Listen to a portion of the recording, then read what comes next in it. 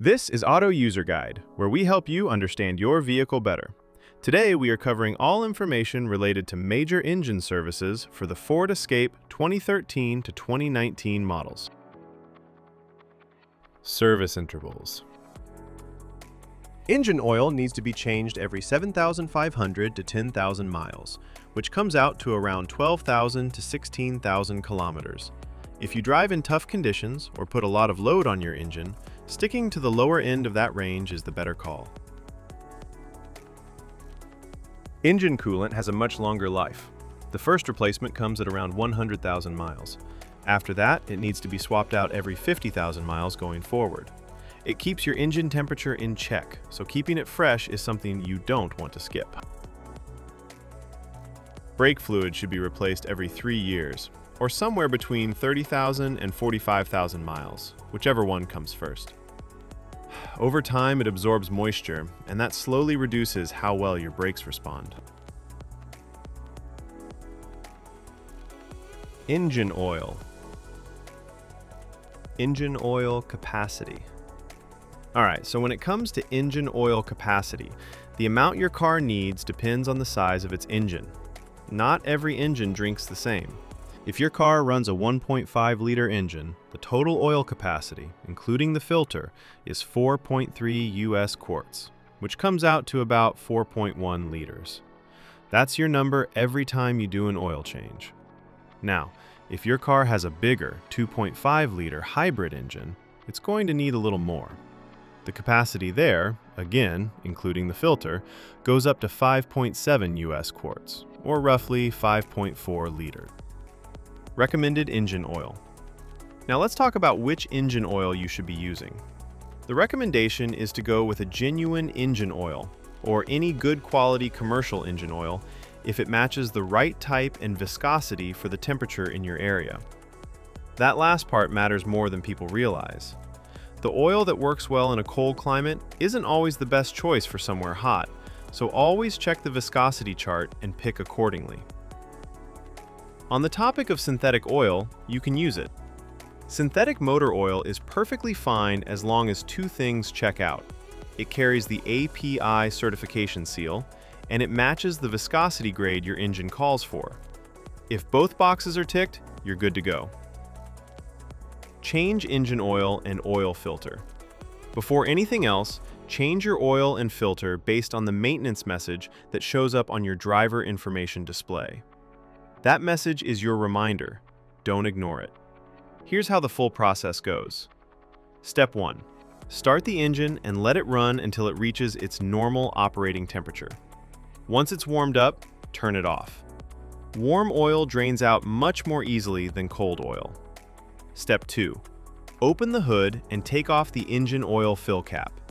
This helps the oil drain smoothly by allowing air in. Step 3. Get under the car and locate the undercover. Remove the Phillips head screws and slotted head screws by turning them 90 degrees counterclockwise. Then pull the undercover off. Step 4. Find the drain bolt at the bottom of the engine. Remove it along with the washer and let the old oil drain completely into a container placed underneath. Step 5.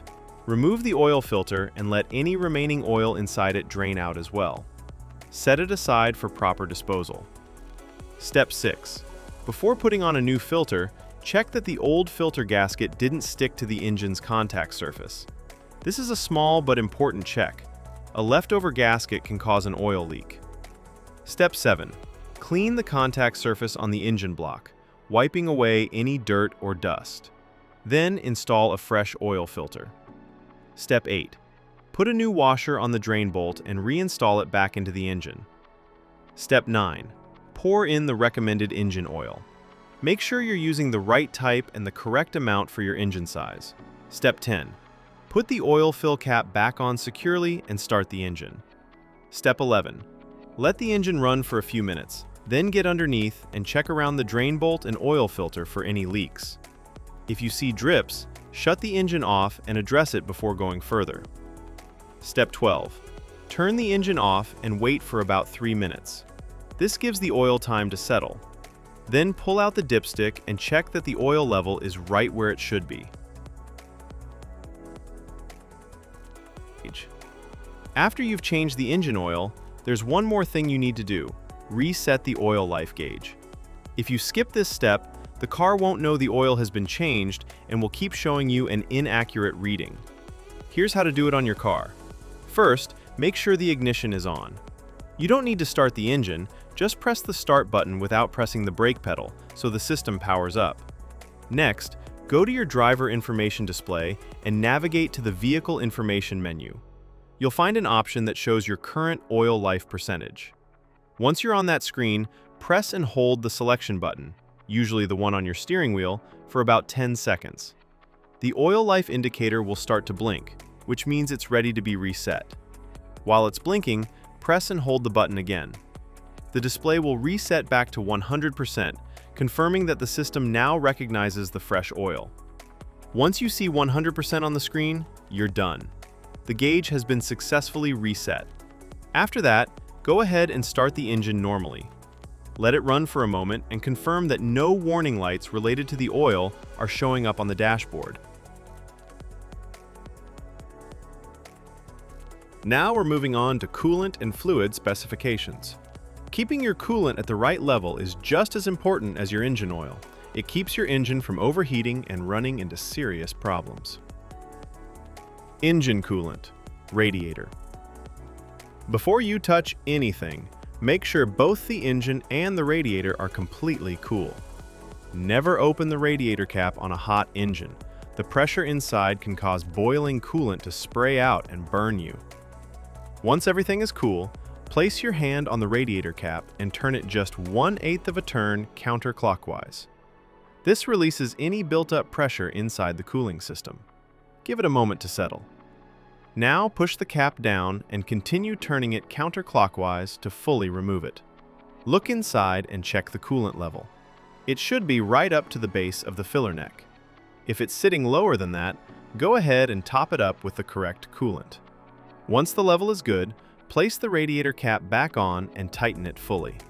Make sure it's secure before you close the hood. Engine coolant, reserve tank. Again, before checking anything, make sure the engine and radiator have cooled down completely. Now locate the reserve tank. It's a small, translucent container usually sitting near the radiator. Look at the side of the tank and check where the coolant level sits. If it's below the minimum mark, add the specified coolant slowly until it reaches the maximum mark. Don't go above it. Once the level is good, take a moment to inspect the cooling system for any leaks. Look around the hoses, the radiator, and the reserve tank itself. If you notice any drips or wet spots, that's something that needs attention before you drive the car. Now, let's talk about replacement of brake fluid. Checking your brake fluid is straightforward. On the side of the brake fluid reserve tank, you'll notice two markings, a minimum and a maximum line. Your fluid level should always be sitting somewhere between those two marks.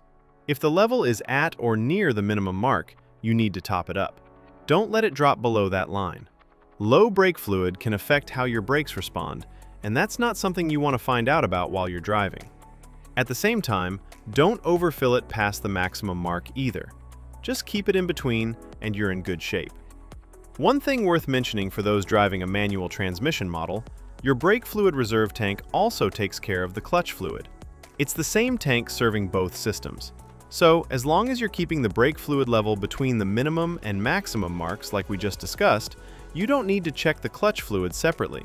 It's already covered. Tire rotation schedule. Tire rotation is one of those maintenance steps that people often overlook, but it makes a real difference in how long your tires last. Generally, you should be rotating your tires every 5,000 to 10,000 kilometers. If your vehicle manufacturer recommends a different interval, go with that instead. Tires without rotation marks. The diagram on screen shows the rotation pattern for tires without rotation marks. These are also called non-directional tires. Because they don't have a fixed direction of rotation, you have more flexibility in how you rotate them. In this pattern, the front left tire moves straight back to the rear left position, and the front right tire moves straight back to the rear right position. Then, at the next rotation interval, the rear tires cross over, the rear left moves to the front right, and the rear right moves to the front left. This cross-rotation method spreads the wear more evenly across all 4 tires, which helps them last longer overall. Tires with rotation marks. The diagram on screen now shows the pattern for tires with rotation marks, commonly known as directional tires. You'll notice an arrow on the sidewall of these tires, and that arrow tells you which direction the tire is meant to spin. It only works one way. Because of that, you can't cross these tires from one side of the vehicle to the other. The rotation here is simpler. Tires just swap between front and rear on the same side. The front left goes to the rear left comes up to the front left, and the exact same thing happens on the right side. It's a straightforward swap, just without the crossing over that you do with non-directional tires. Now let's talk about the fuel tank capacity. Your fuel tank holds a total of 15.1 US gallons, which is equal to 57 liters. Thanks for watching this video. I really hope it helped you understand things a little better. If you found it useful, give it a like. And if you haven't subscribed yet, hit that subscribe button so you don't miss the next one. Drop your thoughts or questions in the comments below. I'd love to hear from you. It genuinely means a lot.